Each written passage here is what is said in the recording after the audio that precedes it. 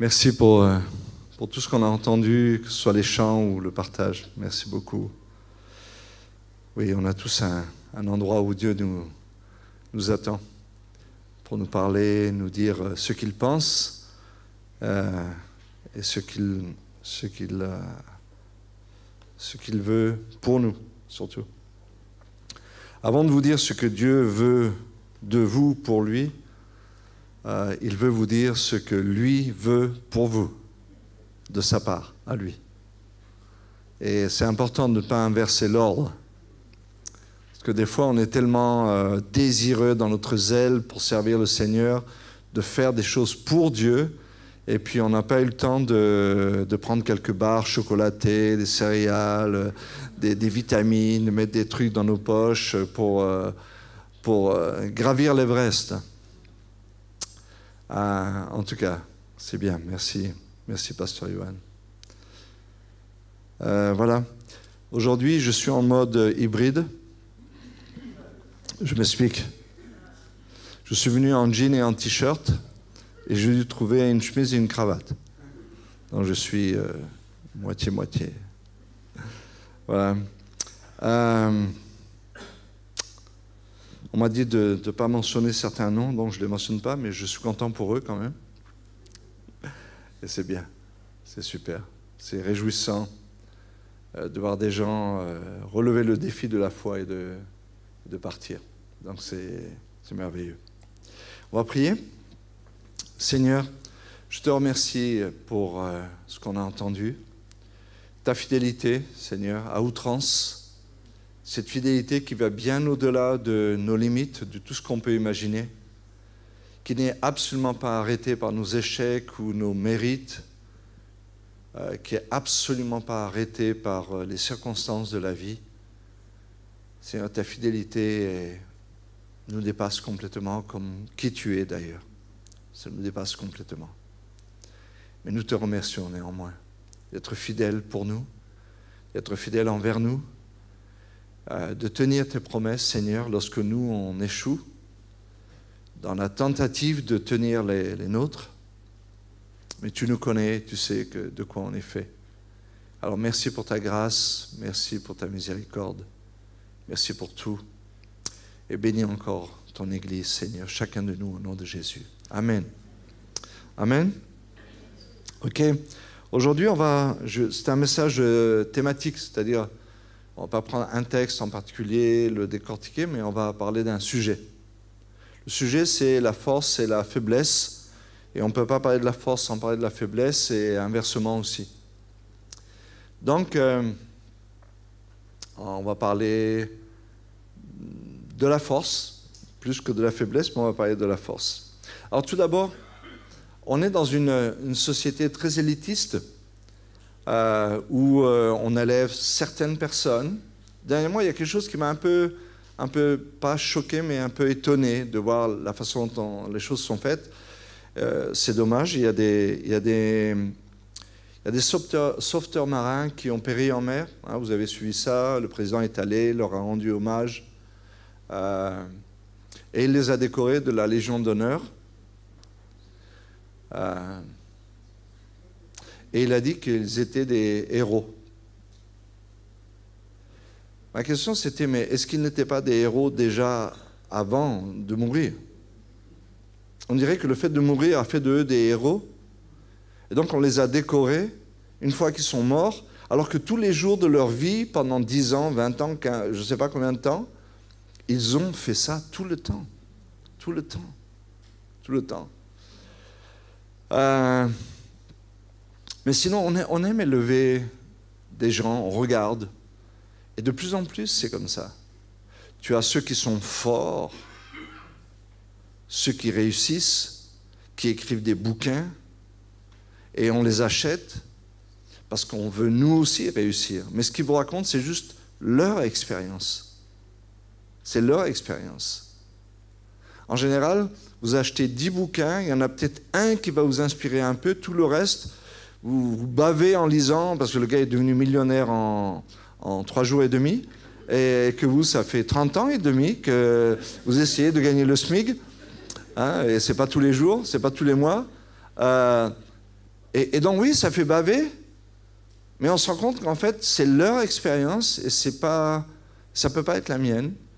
Parce que si ça devait être la mienne, il faudrait que ce soit basé sur une vérité immuable, éternelle, infinie, qui correspondrait à la pensée de Dieu uniquement. Donc, et puis, qu'on le veuille ou non, chrétien, on est aussi influencé par ce type de choses. Qu'on le veuille ou non, c'est comme ça, on s'habille, on se coiffe, on mange, parce qu'on est influencé par les choses qui nous entourent. C'est comme ça. C'est bien de savoir qu'est-ce que Dieu dit de la chose, de retourner à Mitzpah. Mitzpah. On dirait que c'est un nom juif d'une fête quelconque ou du pain, un truc. Mais c'est bien de retourner à Mitzpah, effectivement. Et juste de se dire, Seigneur, toi, qu'est-ce que tu as à me dire sur la chose? Sur la chose. Parce que je regarde autour de moi, je me regarde dans la glace et je me dis, j'ai pas ma place dans la société. Moi, je suis minable. Moi, je suis petit. J'arrive pas. Je ne sais pas comment ces gens font. Je sais pas. Moi aussi, j'ai transpiré. Moi aussi, j'ai essayé. Moi aussi, j'en ai bavé, mais ça ne marche pas. Et puis, en ouvrant la parole de Dieu, on découvre que la pensée de Dieu, elle est vraiment, vraiment particulière, surnaturelle. Elle est en décalage complet, la plupart du temps, en décalage complet avec ce que l'homme a déterminé comme étant la norme de la vie. Mais en décalage complet. Complet. Mais, tous ces petits défauts que nous avons, le désir de... Pas le désir, mais cette propension que nous avons à nous comparer les uns les autres, à nous comparer avec les autres, nos collègues de travail, etc. Hier, on parlait avec Pasteur Ambroise, on parlait des voitures. C'est pas que je suis jaloux de sa Ford, c'est pas ça. C'est pas ça du tout. Ou que lui soit jaloux de mon Picasso, hein. C'est pas ça. Non, mais on se disait, voilà, tu roules à 130 sur l'autoroute, et le gars, il sort une Ferrari. Il dit, c'est quoi le problème? C'est quoi le problème? Le problème, je pense, fait partie de l'identité. On veut donner une référence, on veut se distinguer des autres, et c'est comme ça. C'est comme ça. Tu as des bonnes voitures qui coûtent de l'argent, mais qui sont suffisantes. Qu'est-ce qu'une autre voiture va te rajouter de plus, si ce n'est que sous le capot, tu as un moteur qui est gros comme un HLM, et que les gens ne le voient pas, mais tu as une citerne d'essence qui te suit sur l'autoroute. Ça, les gens ne le voient pas. Mais en tout cas, c'est quoi? C'est juste qu'il faut montrer que nous, on est différents des autres. On est différents, on est plus forts, on est plus riches, on est meilleurs, on a de la réussite. Quoi. Mais qu'est-ce que Dieu pense de ça? La faiblesse, c'est quelque chose qui nous fait peur un petit peu. Fait peur. On ne sait pas comment se tenir par rapport à ça, par rapport à la faiblesse. Surtout quand on la découvre en nous. Quand les autres sont faibles, on les prend en pitié un petit peu, on met notre bras sur leur épaule, on leur dit « T'inquiète pas, tu sais, c'est rien du tout. » Mais quand ça nous arrive à nous, c'est une autre histoire. Découvrir que je suis faible ici ou là, c'est une autre histoire. Mais encore une fois, qu'est-ce que Dieu pense de la faiblesse? Qu'est-ce que Dieu pense de la force? Vous avez peut-être vu ce dessin animé Ratatouille. Vous avez vu ça? C'est sympa. Hein? Un rat qui cuisine. C'est sympa. Des fois, je me demande si à travers tous ces dessins animés où on élève des animaux au rang presque d'êtres humains, si on n'essaye pas de tout niveler vers le bas, et puis en fait, un rat, un être humain, une girafe, un cafard, c'est un peu la même chose, quoi. C'est un peu la même chose. Néanmoins, j'aime bien ce petit dessin animé quand même. Et puis, je ne sais pas comment il s'appelle, le gars qui est copain avec le rat. Il l'a sous son chapeau, et vous connaissez. Et puis c'est dur pour lui d'avouer que ce n'est pas lui qui a fait la soupe. C'est difficile pour lui d'avouer que non, il ne sait pas cuisiner en fait. C'est compliqué. Et peut-être qu'on a tous un petit chapeau comme ça, avec un petit rat dedans. Peut-être. On a tous un petit chapeau, ou plusieurs chapeaux, avec beaucoup de rats. Il y en a qui font des cultures de rats chez eux. Un rat pour ceci, un rat pour cela. Et voilà, c'est difficile, mais jusqu'au jour où il est obligé de le dire, quoi. Parce que ça paraît pas normal, son histoire. C'est pas normal. Ça ne passe pas, son histoire. Auprès de ses collègues, ça ne passe pas. Et puis, auprès de... Comment il s'appelle, ce grand sec, à nez pointu, là Non, il fait partie de... Comment on les appelle, ces gens? Des critiques. Des critiques. Critiques culinaires. Et donc, il est obligé d'avouer que ce n'est pas lui, mais c'est un petit rat. Et peut-être des fois, ça nous est compliqué aussi. Je sais qu'on a des phrases toutes faites, c'est pas moi, c'est le Seigneur. Mais en réalité, qu'est-ce qu'on aimerait que les gens croient que c'est nous quand même? On aimerait que les gens croient que c'est nous. Alors on a, ouais, non, c'est pas moi, c'est le Seigneur. Mais merci de me le dire quand même. Merci de me le dire. Ouais, c'est moi. Quand vous imaginez que Dieu dit dans Philippiens 2,13, il dit que c'est lui qui crée en nous le vouloir et le faire. Même le vouloir, je ne vais pas comparer Dieu à un petit rat, mais c'est le petit rat qui fait ça. C'est quelqu'un d'autre. Quelqu'un d'autre. Mais on a cette histoire extraordinaire dans les Juges, justement au chapitre 6. Dans Juges 6, on a l'histoire de Gédéon. On ne va pas la lire, parce qu'on manquerait de temps. Mais à partir du verset 11, l'ange de l'Éternel se présente donc à Gédéon. Et puis, il lui dit, il fait une introduction assez extraordinaire. Il lui dit, je vais le lire parce que c'est tellement extraordinaire. « L'Éternel est avec toi, vaillant héros. » L'Éternel est avec toi, vaillant héros. Si vous connaissez l'histoire de Gédéon, c'est pas du tout le type de vaillant héros. Hein. C'est pas... Non. Iron Man, c'est autre chose. Superman, c'est autre chose. Non. Gédéon, c'est Gédéon. Gédéon, c'est je suis faible, je ne peux pas, j'ai la trouille, j'ai jamais fait, ne me demande rien, va voir, il y a un autre gars au bout du village qui s'appelle Gédéon aussi, peut-être tu t'es trompé d'adresse, va de l'autre côté, c'est pas, je t'assure, c'est pas moi. Non, je ne suis pas du tout le gars fait pour la chose. C'est pas moi. Mais Dieu, c'est comme il l'assaille avec une déclaration, mais qui commence par quelque chose d'intéressant. L'Éternel est avec toi.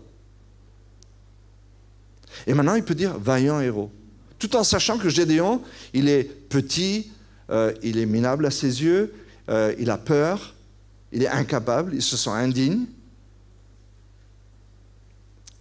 Puis après, il lui dit, va avec cette force que tu as, n'est-ce pas moi qui t'envoie?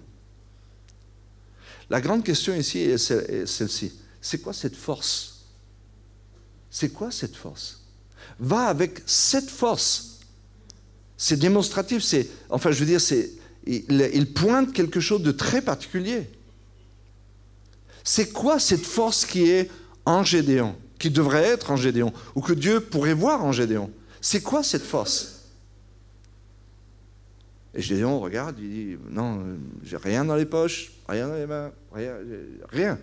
J'ai rien. Et Dieu dit, si. Tu as une force extraordinaire, Gédéon. mais parce que tu as été formaté à penser que ce n'est pas une force. Alors tu penses que ce n'est pas une force. Mais c'est une force à mes yeux. Et c'est quoi? Ben, que tu penses que tu es petit, que tu n'es pas digne, que tu es incapable et que tu ne peux pas. C'est une force. C'est ça que je cherche. C'est cette force-là que je cherche chez les gens, chez les hommes. La Bible dit que Dieu ne cherche pas les gens forts. Il cherche les gens faibles. Parce que la faiblesse, c'est justement la force que Dieu cherche en nous. Pas la force. La faiblesse. Alors, on regarde comme très négatif de penser mal de soi. Et bien sûr qu'il ne faut pas penser mal de soi. Mais il ne faut pas avoir peur lorsque on dit « non, je ne suis pas capable ». Dieu dit « il n'y a pas de problème. Je sais que tu n'es pas capable et c'est pour ça que je suis venu vers toi. » Justement. Parce que tu n'es pas capable. Mais quand tu essayes de cacher ton incapacité et de te prouver à toi-même que tu es capable, alors j'ai de la peine à venir vers toi et à te dire « vaillant héros, va avec la force que tu as ».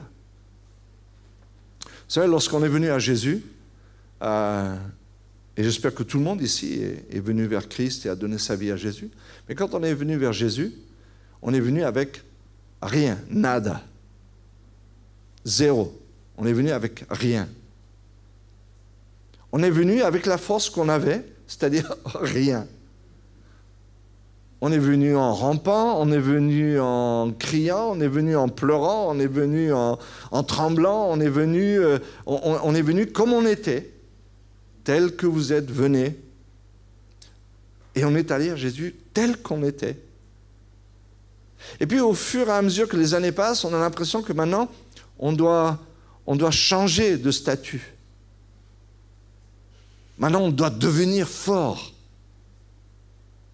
On doit devenir fort. Mais c'est une vaine quête. C'est vain. Et même Dieu est dans le processus de nous affaiblir pour justement que nous puissions toujours aller avec cette force que nous avons et qui est celle-ci. Gédéon avait juste besoin de réarticuler les choses dans sa tête et de mettre une inconnue qu'il n'avait pas mise encore, c'est « Je suis avec toi. Et c'est moi qui t'envoie.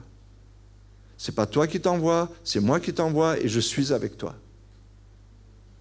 Parce que ces deux inconnus dans cette équation n'étaient pas résolus, alors Gédéon était toujours « je suis incapable, je ne peux rien faire, donc je ne peux certainement pas aller et je ne peux certainement pas servir le Seigneur. » Absolument. Et il avait raison. C'est pour ça que Dieu se présente à lui avec cette déclaration extraordinaire « L'Éternel est avec toi. Vaillant héros, Dieu te voit comme le produit fini et non pas comme ce que tu penses que tu es. » Mais le fait de penser que Gédéon pense qu'il était petit, qu'il n'avait pas de force, était incapable, indigne, etc., était exactement ce que Dieu cherchait.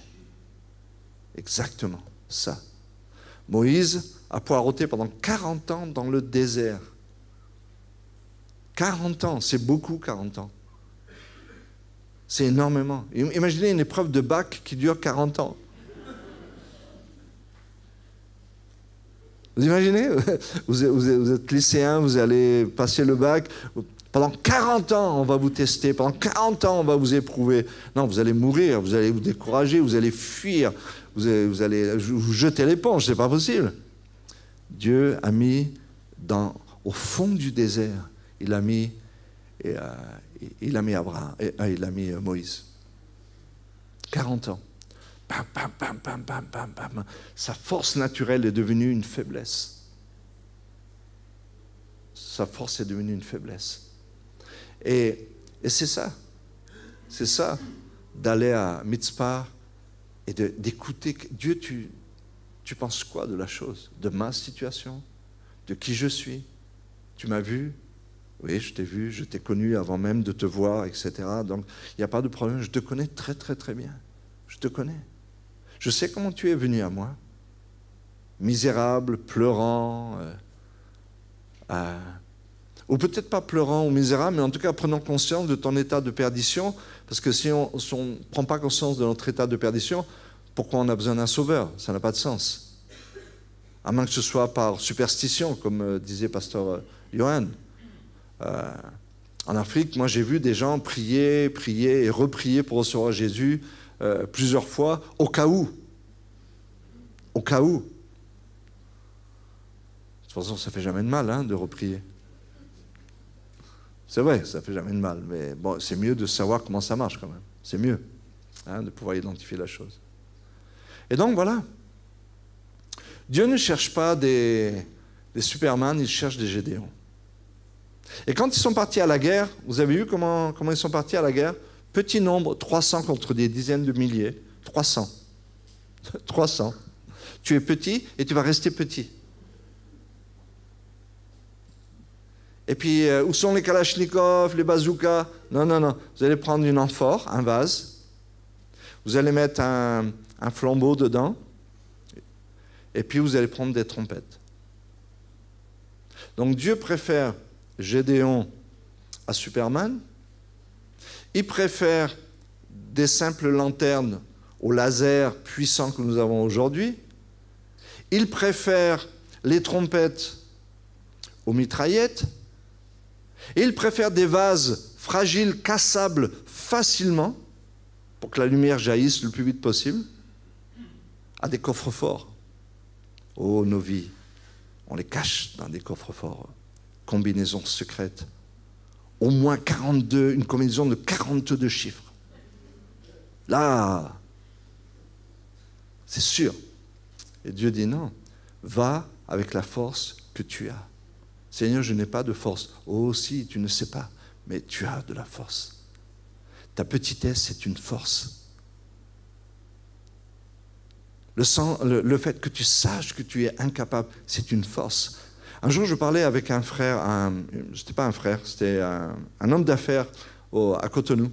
Puis on parlait de l'Afrique, on parlait de tout ça. Puis lui, très rapidement, est arrivé à ce point où on peut arriver assez facilement en Afrique, c'est la comparaison du nord et du sud, c'est-à-dire de l'Occident et de l'Afrique. Enfin, du nord. Il dit, ouais, nous, on n'est pas comme vous, nous, on souffre beaucoup, etc. Puis je savais où il voulait en venir. J'ai dit, mais est-ce que même tu connais la puissance qu'il y a dans la souffrance? Est-ce que tu sais même combien vous êtes fort parce que vous souffrez? Il me dit, qu'est-ce que tu veux dire? Je dis, mais si tu vas en France, dans toutes les villes, tu as plusieurs hôpitaux psychiatriques. Parce que les gens sont devenus tellement fragiles.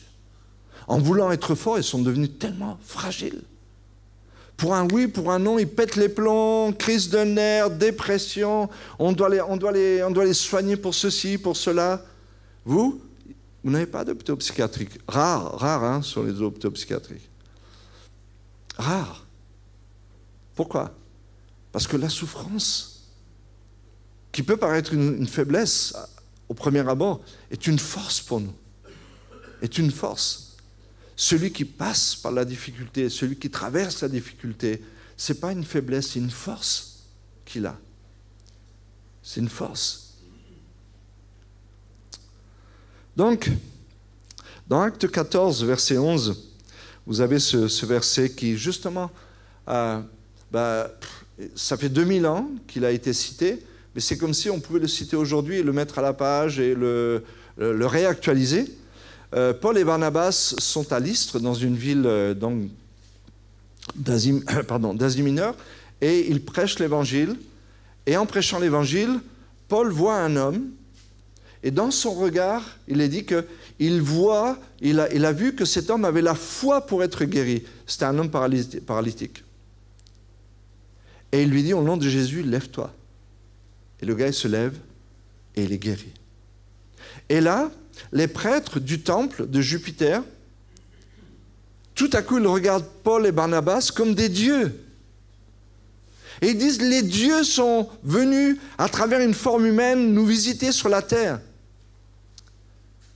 Et ils appellent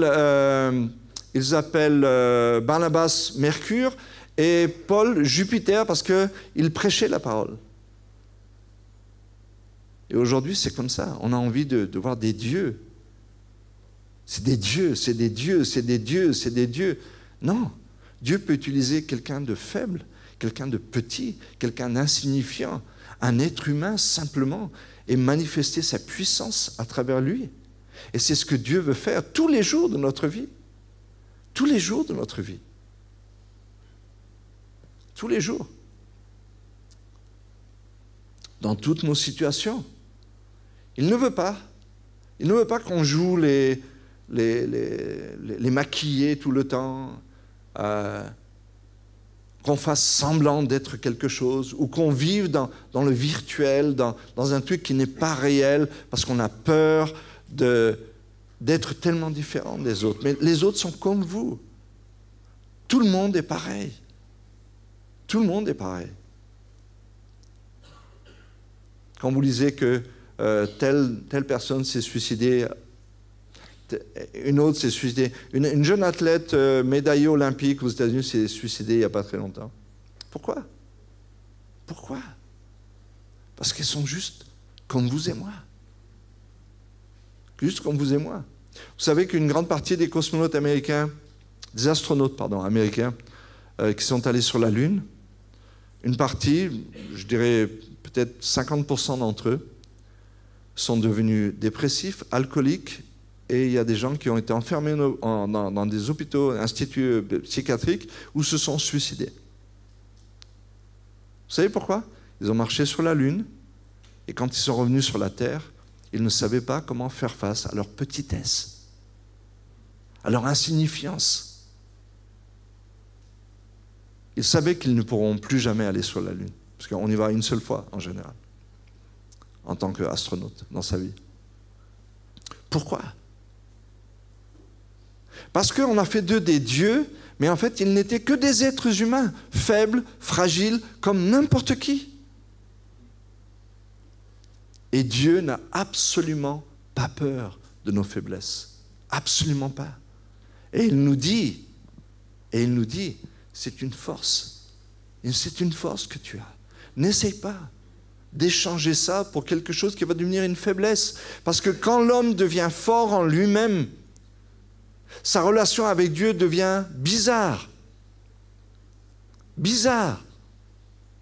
Tout à coup, il a une forme d'indépendance, de suffisance. Il pense qu'il est capable.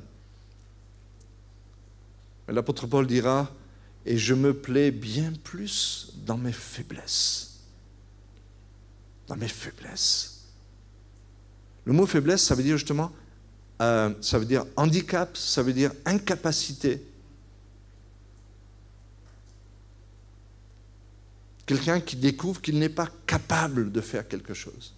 Et l'apôtre Paul dit, mais je me plairai bien plus dans mes faiblesses, car lorsque je suis faible, c'est là où je suis fort. Parce que la puissance de Dieu s'accomplit à travers la faiblesse de l'homme. Et pas différemment. Pas différemment. Alors peut-être tu penses à une situation de ta vie, et je pense à des situations de ma vie. Et je me dis, Seigneur, je me sens tellement faible, je me sens tellement incapable, je me sens tellement insignifiant par rapport à ça. J'ai essayé d'être fort. Et on a tous, et on joue tous, et on essaye tous d'être forts. Et Dieu dit, non, c'est pas comme ça. C'est pas comme ça. Va avec la force que tu as. Je suis avec toi. Tu es un vaillant héros. À mes yeux, tu vas réussir. Mais va juste avec la force que tu as. Je suis avec toi. C'est moi qui t'envoie. Dans Apocalypse 3, à partir du verset 7 ou 8, Dieu écrit à l'église de Philadelphie.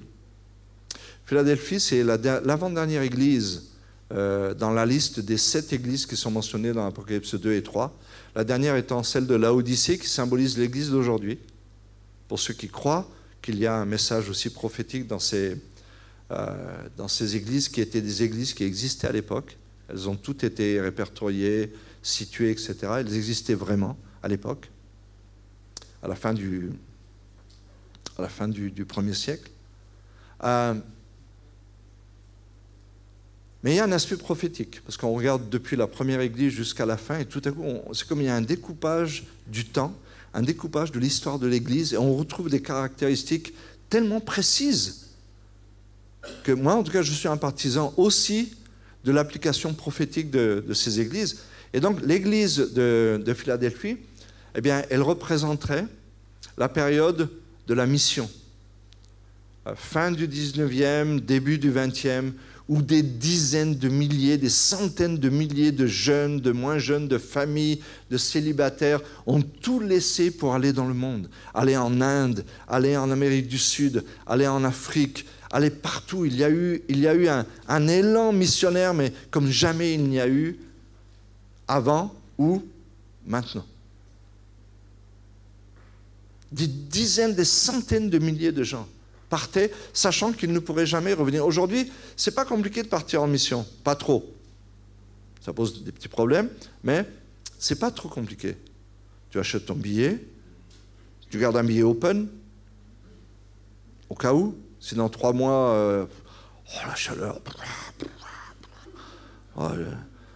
maman, j'arrive. Hein, tu reprends l'avion, tu rentres, et puis voilà, c'est fini. À l'époque, c'était pas comme ça, hein.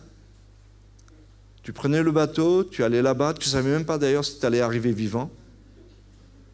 Tellement les dangers sur les mers, les maladies, etc. étaient tellement... Non, tu partais. Et il y a même des gens de qui on disait que quand ils partaient, ils prenaient pour valise leur cercueil. Ils emmenaient avec eux un cercueil et ils mettaient leurs affaires dedans. Et puis le jour où ils allaient mourir, on enlevait leurs affaires et on les mettait eux dedans. Et donc, il parle à cette église, en tout cas en prophétie, et il dit « Parce que tu as peu de puissance. » Parce que tu as peu de puissance.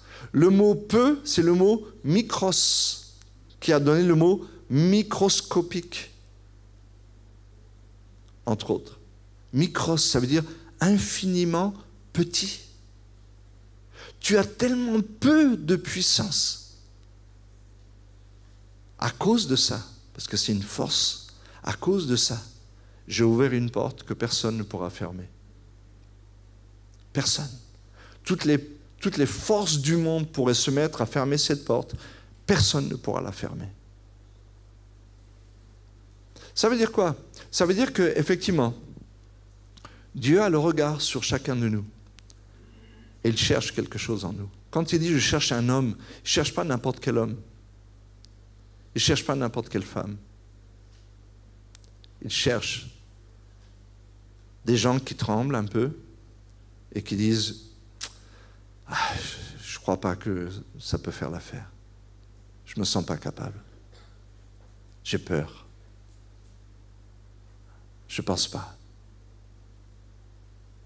Et puis si on revient à l'histoire de Gédéon, c'est tellement extraordinaire parce que Dieu va prendre son temps.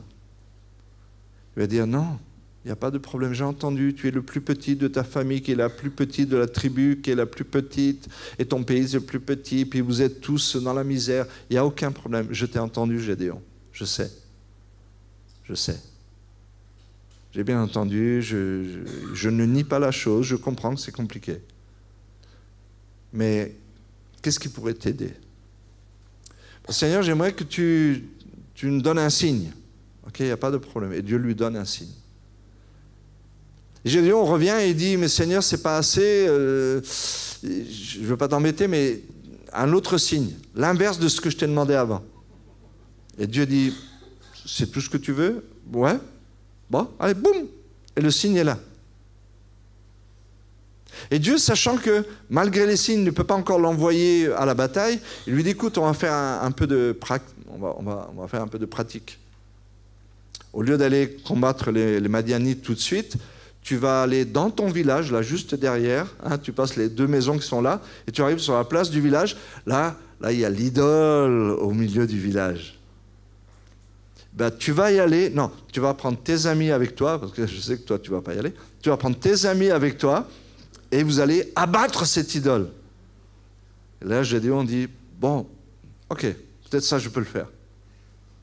Ils y vont, ils abattent l'idole, et Dieu est en train de construire la vaillance dans Gédéon.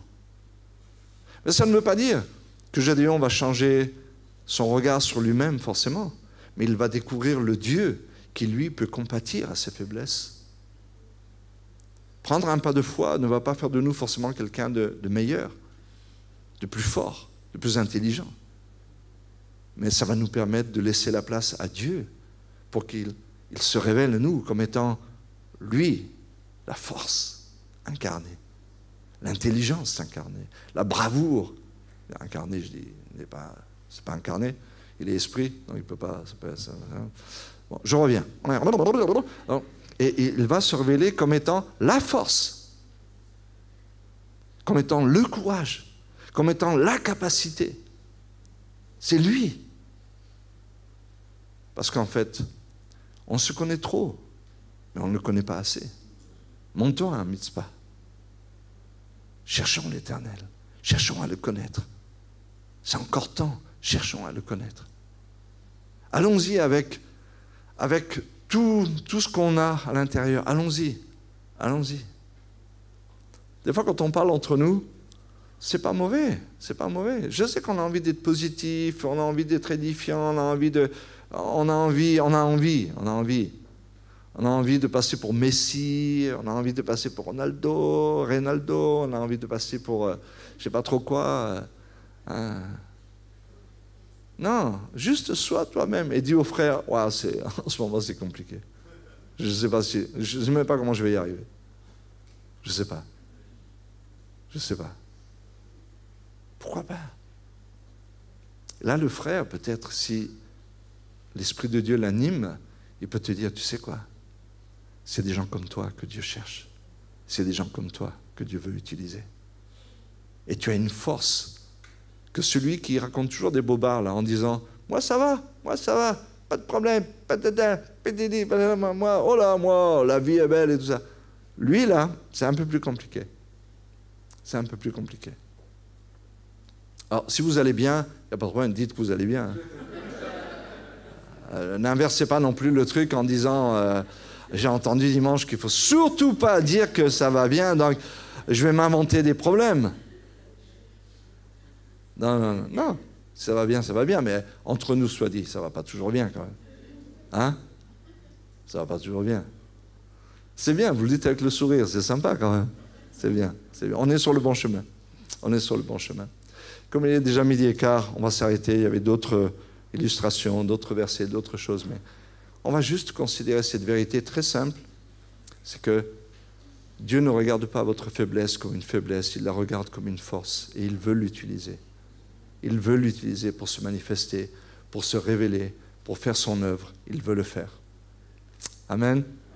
Je ne dois pas prononcer vos noms, non, je ne vais pas les prononcer, mais en tout cas, le nom de chacun de nous peut être prononcé et dire, ok, Dieu est avec toi, vaillant héros. C'est lui qui t'envoie. Prends courage, il va le faire. Et toi, tu vas vivre de grandes choses aussi. Amen. Ok, Seigneur, merci de bénir chacun de nous. Merci, Seigneur, de nous aider à garder ces paroles, Seigneur. Cette image, oui, de monter à la ville, de monter à Mitzpah. Et puis de t'entendre nous parler. C'est ce que nous faisons le dimanche matin, le jeudi soir. Chaque fois qu'on se réunit, que la parole est élevée, on vient dans cette ville pour écouter de toi, Seigneur.